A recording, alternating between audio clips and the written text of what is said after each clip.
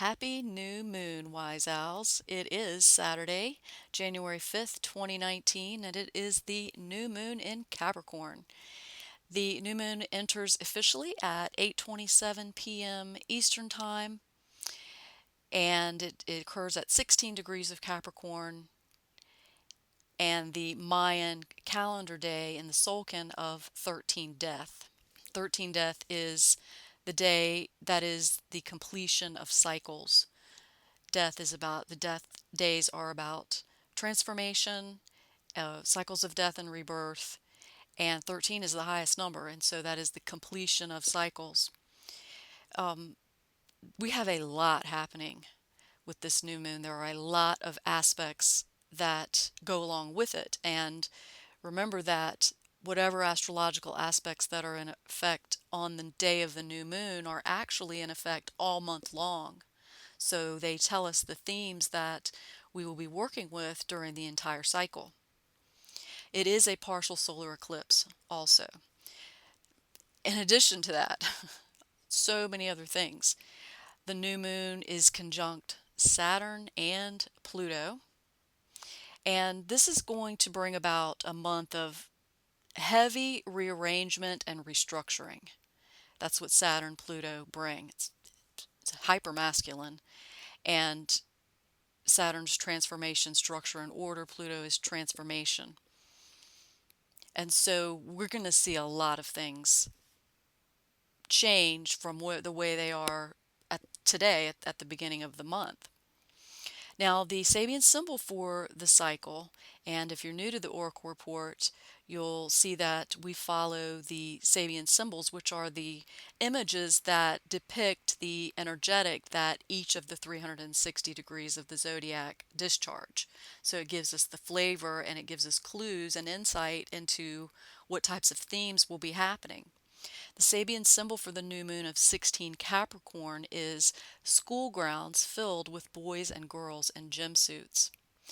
This is going to bring about heavy activation of the physical body. Now, that's going on in a large way already, and it has been because of all of the activity and the changes on the sun. This Sabian symbol activates the endocrine system. And so this means that we're going to want to moderate those effects and try to mitigate some of that activation by having downtime because it's going to be a very active cycle.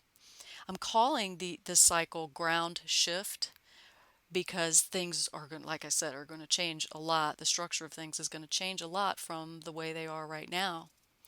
Now, Pluto is discharging. Remember, Pluto is conjunct the new moon. Pluto is discharging the Sabian symbol of 21 Capricorn. It's the first time Pluto has reached 21 Capricorn and its go around in its orbit this time. That Sabian symbol is a relay race. So it speaks to things happening quickly and things being passed along, passed around, and cooperation, the need for cooperation. Saturn is as at 12 Capricorn at a student of nature lecturing, revealing little known aspects of life. Now, that goes along with the whole teaching aspect that school grounds filled with boys and girls in gym suits, because they're both about learning things. The and it also is going to be a lot about relationships because it's boys and girls in gym suits and learning about learning new things about relationships. I'll get to that in a minute. But a student of nature lecturing, revealing little known aspects of life. This means that there are going to be options and possibilities and opportunities that we hadn't seen before. Little known aspects of life. And also little known or not known, not ever known, or discoveries scientifically and spiritually of new information, new things coming onto the scene that structures the way we think about our world, our lives, and the world around us. Discoveries. So, in addition to Saturn and Pluto being in conjunction with the new moon, Uranus is going to station direct today. And when Uranus stations direct or retrograde, anytime a planet stations retrograde or direct, that day is intensive. It's like a slingshot, but when Uranus does it, it is especially so. And Uranus is fast, so we have rapid changes happening. And we have that symbol for Pluto at a relay race, the race. Now, the slingshot puts us where we need to be. The slingshot of Uranus stationing direct. Uranus's job is to put things where they need to be, put us places we need to be and in situations and with whom we need to be in order to actualize our potential, to live our best life. But it can be jarring and exhausting, and things can come out of the blue. It's expect the unexpected is what I always say about when Uranus when it's activated, and understanding and trusting that Uranus is our friend and it's trying to do the best for us, especially when we haven't been able to do that for ourselves. So if there's something that you know that you should be doing, or something you shouldn't be doing, or some place or some situation where you need to be, Uranus is going to make it so. And it won't work out if you're going against that because it's trying to align you with the way things should be. And so if you're going against that and not following the intuition of what your inner voice is telling you, Uranus will make sure that it won't happen. It's just Uranus is take no prisoners, but it always does that for our best interests.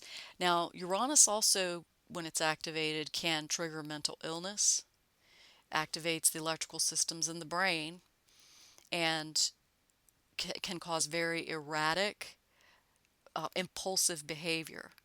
So even though today, Saturday, January 5th, Uranus is stationing direct, we're still going to have a very strong Uranian influence all month long because it's the new moon and it's the day that Uranus is stationing direct. It's moving forward again, or appearing to move forward again in its orbit. And so slingshotting into new places, new mind spaces also. It's it's awesome energy to make changes. We also have heavy activation of Neptune. The new moon is a sextile to Neptune, and Jupiter is in square to Neptune. This is going to have us come out of illusions, delusions, and missteps and bring us to clarity. Okay, so it wants to clear up the fog of things that we've been confused about or haven't been seeing clearly or haven't wanted to see clearly. That's the highest octave of Neptune, is to remove the veil and to connect us into the highest level of spirituality, especially with Jupiter expanding all of that Neptunian influence. So it's also creativity. If you or have had an idea for a creative project, get on it. This is the month to do it. Or if any kind of spiritual classes or workshops or lectures, anything like that is going to be it's going to help. It's going to teach you a lot, and you're going to make some great strides doing that this month. Remember, it's school grounds filled with boys and girls in gym suits, so we're not just in gym class, we're at school. It's always nice to think about life as school, isn't it? If you like school, I like school. We have a grand trine in effect, Venus, Chiron, and the North Node. This is destiny, destiny with love and money. We could very easily see some big, what should I say, uh, rectifications within the financial systems. We're seeing wild roller coaster ride here with the Fed and the stock market, everything that's happening there. But also, in relationships. Relationships are a key factor this month, and putting us again on the proper path with destiny. So that grand trine is trying to, between Venus, Chiron, and the North Node, is to try to realign us so that we are in relationships that are healthier for us and not painful, and that serve our destiny. Okay, so we've a lot of energy helping us to get to better understanding and better clarity about how we are in relation to other people. So some big healing will be happening with that. Now, Mercury is in square to Mars, and this is war and impulsivity and impulsive speech and words. Things we think them and then they come right out of our mouths before we've actually thought about what we're saying.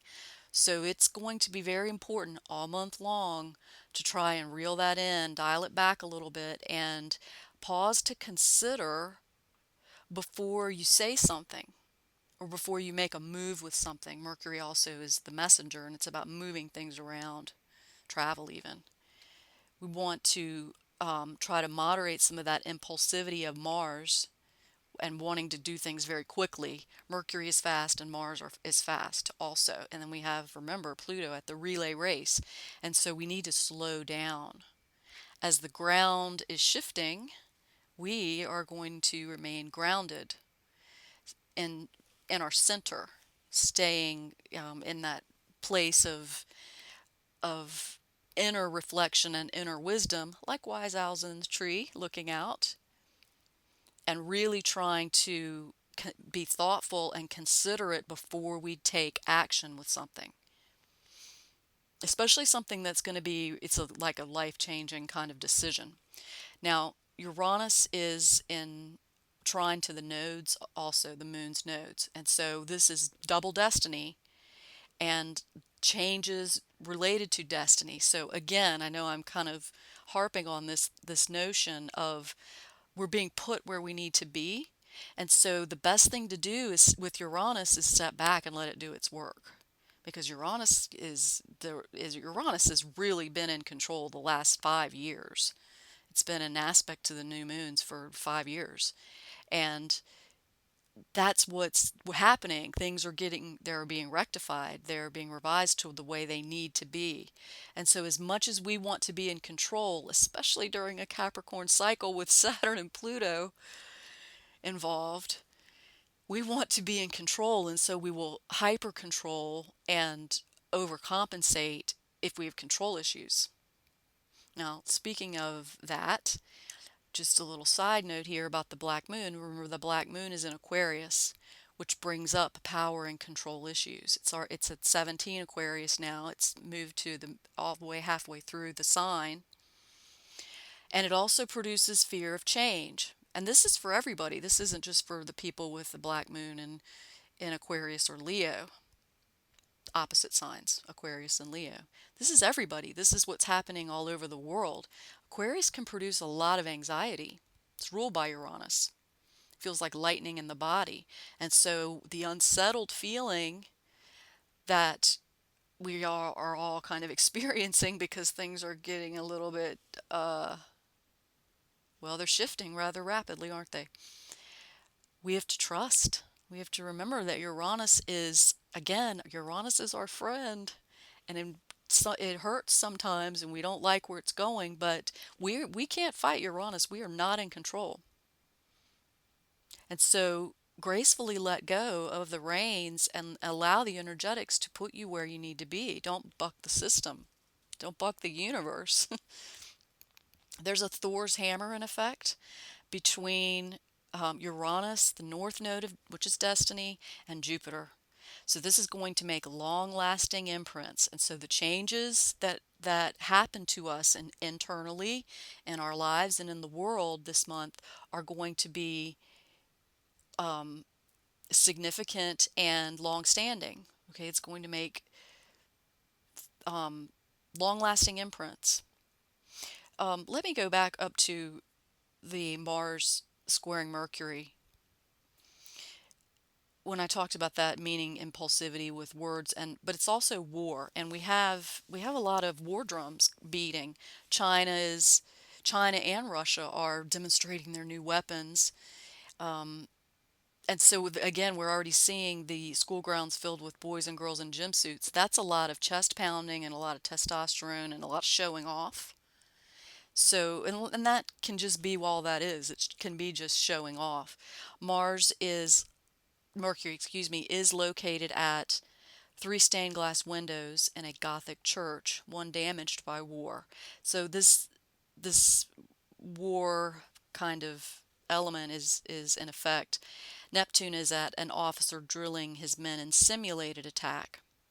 Okay, so there's um, potential for some conflicts to break out here.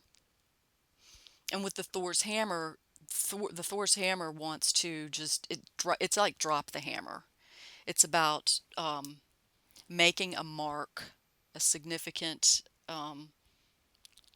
pounding. Okay. Now, this is a third quarter solar cycle, meaning we move to the third quarter part of the medicine wheel. So this lunar month, this solar lunar month, all month long, it is equivalent to or is similar to a third quarter moon phase. So this is the time of the year on the medicine wheel. Remember, we turn 90 degrees when we have new moons at cardinal signs: Aries, Cancer, Libra, and Capricorn. So this is the last turn, the last 90-degree turn on the medicine wheel of life before we begin the new moon in Aries. Okay, so it's the completion part of the year, which again reflects back to today being the new moon being 13 Kimi, 13 death in the Solcan, the Mayan sacred calendar. And so it's about the completion of cycles. So this last quarter of the year, we revise and we realign whatever was going on and whatever has been happening and whatever kinds of things were happening at the new moon in Aries back in April. So go back to April, think about what was happening in your life and the themes and the issues that you were working with, and see where you've come now. Third quarter phase or third quarter cycles are always about taking personal responsibility for where we are and what's happened, where we've come, and then making adjustments. This is why I always talk about in January when we have the new moon in Capricorn that it's New Year in the Gregorian calendar, but it's the third quarter or the last quarter of the year in the natural cycle. So it's not the time of beginning something necessarily. It's about revising things we've already been working on and trying to bring them to another level. The cardinal cycles, those four cycles, those cardinal cycles that we have every year, are the time of changes. They're squares, okay, in astrology. And squares make changes. Third quarter squares are about changes to revise and realign with things that are existing. So it's not really in natural alignment to start out with new things this time of the year. That happens in the spring. Well, spring for in the northern hemisphere. It is also the month that the Mahavajra Kali comes on duty, and the emissary of Thelete, Seth, joins her.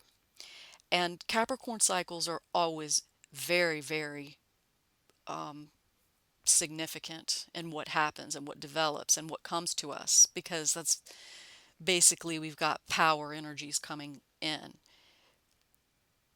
I think that the Capricorn cycle may be the most powerful cycle of the year. That's because that energetic from the new moon in Aries has been worked all the way around those 9 months and is coming and is like it comes in at full force to really go out with the power punch. The Libra cycle is always intensive because that's the halfway through the year and it's like a full moon phase, the whole Libra cycle, and that always has a lot of things coming to light. But as far as power, That's the Capricorn cycle. I've seen it year after year after year. Usually very significant things happen. Now, the new moon is also conjunct, and to the exact degree, the asteroid Vulcan. Now, I don't really follow the asteroids all that much. I don't have them selected in my astrology program, but the Mahavidyas indicated to me to begin to watch Vulcan. Earlier in the week, um, I ran a chart for a friend with all of the asteroids, and the Mahavidyas said watch Vulcan. So on Thursday, this past Thursday, when Vulcan made conjunction with Saturn, Krakatoa erupted the volcano, and rules volcanic activity.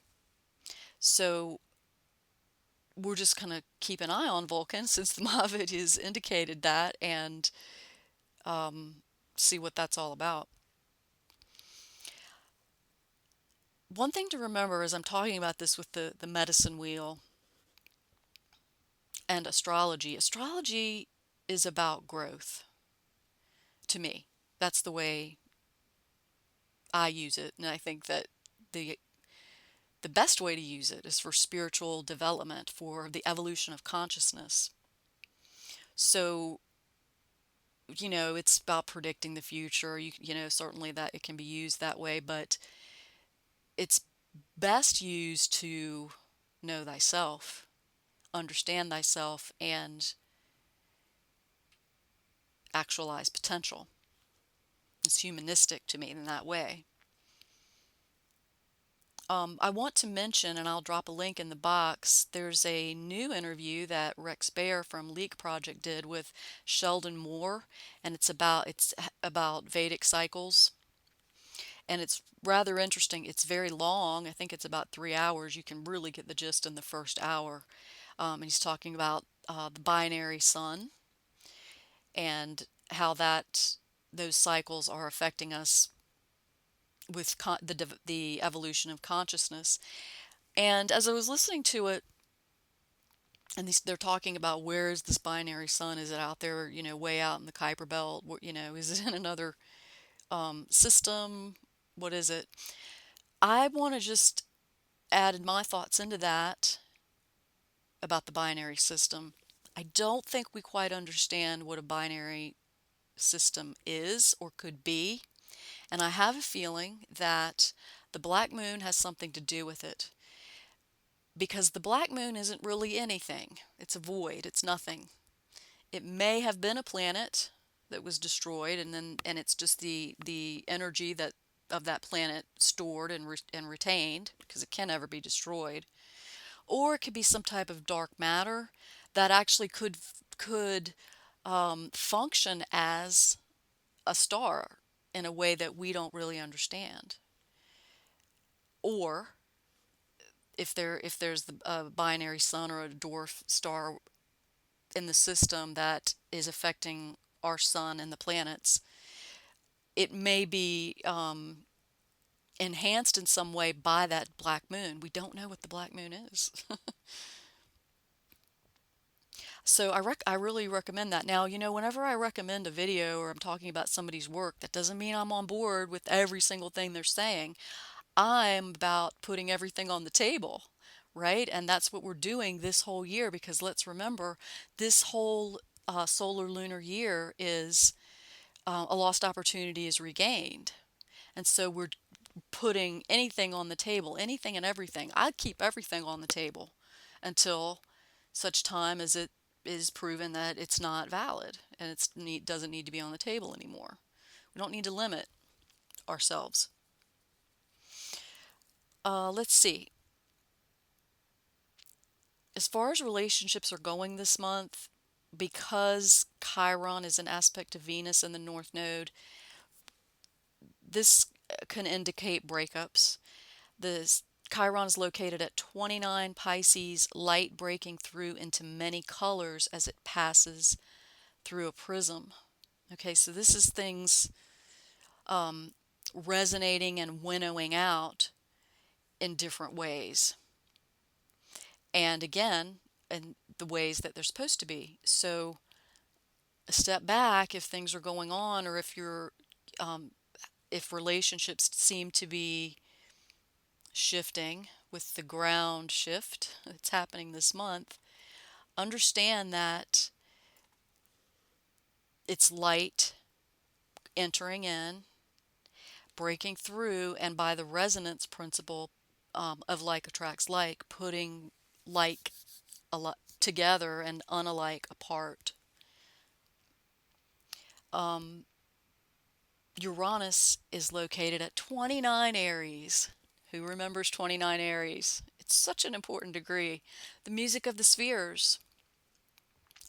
Love, love, love this degree. This was the degree of the new moon in 2015, that year that began the shift, the great 5 year shift that we're in, that completes at the end of the solar lunar year of 2020, which will be in the spring of 2021. And it's completely retuning everything, especially us. Um, this is certainly happening to me. Many of you know that I've had some heart issues. I was in the hospital. I have an electrical issue with my heart. It's not any type of blockage or anything like that. I've become, as a result of it, a human geomagnetic storm detector. I'm the data shows, because I'm tracking it, of course. When am I not tracking data? I'm about 4 to 5 hours ahead of the suspicious observers disaster prediction app, where they send out the alerts of when geomagnetic storms are in effect. So when the K index, the interplanetary, the KP index changes, or when it goes up, they send out a text. It's like $2.99 a year. It's like the best app, and it gives earthquake data. Um, it's fabulous. But I feel it, and then 4 to 5 hours later, the K index will change, and I can detect differences between 2 and 3, between K2 and K3. I don't know what this is going to mean for all of us, but it's going to mean something, because nothing ever happens in my life that is in isolation. There's always some kind of teaching in it. But the music of the spheres. This just the power of the music of the spheres is about astrology. That's what the primary image is. It's about the planets and the electromagnetics, the harmonics that they emit, and what that does to the human fields, the fields of the human body.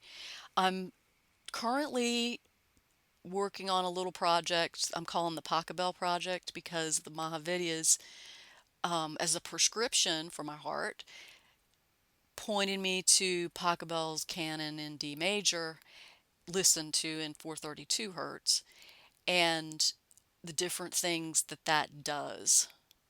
I know a lot of musicians are kind of sick to death of that piece of music, because they have to play it a lot, especially if they do weddings or things like that. It's, a common song at weddings, but that's for a reason. It's a very uplifting, joyful tune, and there's so much attuned within it. And specifically, I'm listening to it in string quartet, and the Mahavidyas are pointing out the different instruments and what that's working on. For example, the cello is diastolic blood pressure.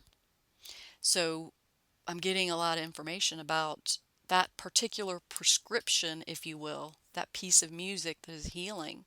So if you want to join that project with me, take your own data, um, use it for healing, and see what happens.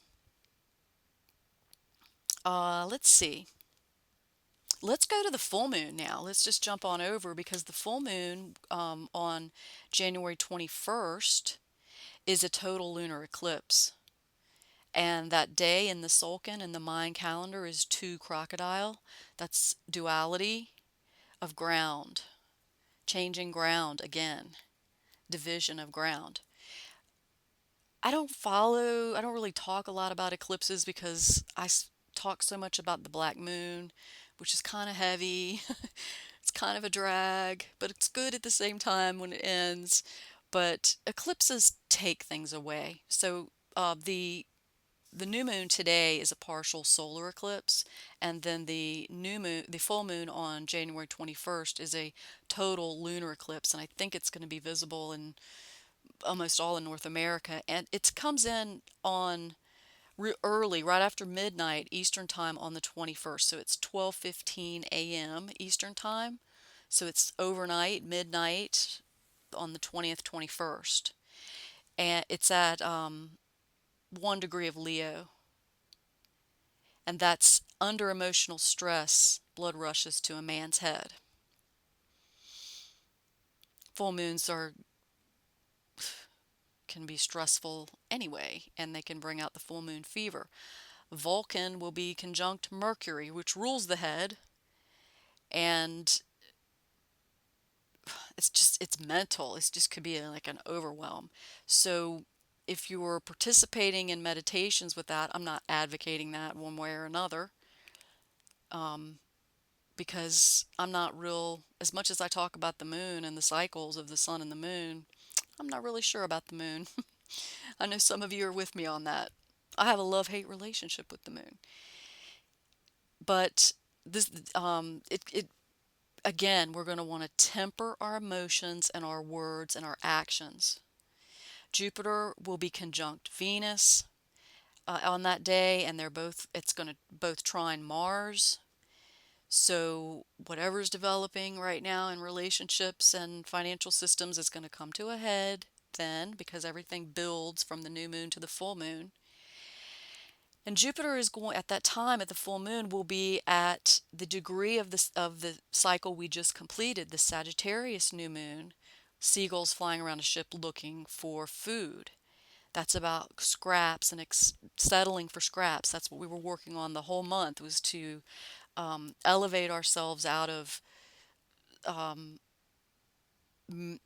minimization of ourselves, any kind of mediocrity, um, compromising ourselves. So we're going to, but it's also about understanding that there is solid ground, because those seagulls have to have some ground near the ships, and sailors love to see the seagulls. So just keep in mind that there will be a repeat of some of the themes that were going on during December, during that entire solar lunar month. It'll repeat, or maybe come to clarity or better understanding at the full moon. Just a quick note of the other eclipses in 2019. On July 2nd, we will have a total solar eclipse at 11 Capricorn, sorry, 11 Cancer. And then on July 16th, a partial lunar eclipse at 25 Capricorn. So as far as the eclipses, how can you use those? The total solar eclipse is at the full moon is at 1 Leo. And so if you have your chart, or if Andrew has run your chart for you, and you have that copy, look at what house 1 degree of Leo falls in. And then you should have, if you've ordered that with him, you should have the keywords um, that I put together to go along with the little keywords to go along with your chart. You can see what that house is about, what area of your life. You can expect to have something removed over the next 6 months. Eclipses are in effect for 6 months. Some element of that area of your life is going to see you'll have some change. But remember, this month is all about changes and the ground shift.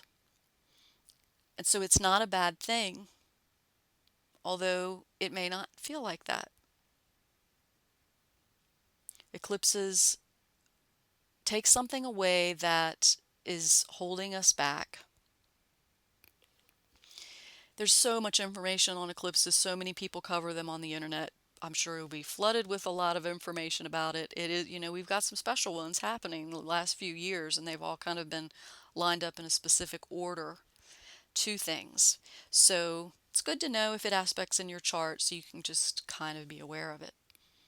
So I think that covers it for the cycle. I'll just mention also that Andrew has put together a document that he's listed the retrogrades for the year and just a look ahead. So if you want to put things in your calendar, I'll link that at the Oracle report, and you can communicate with him about any of that stuff that you like.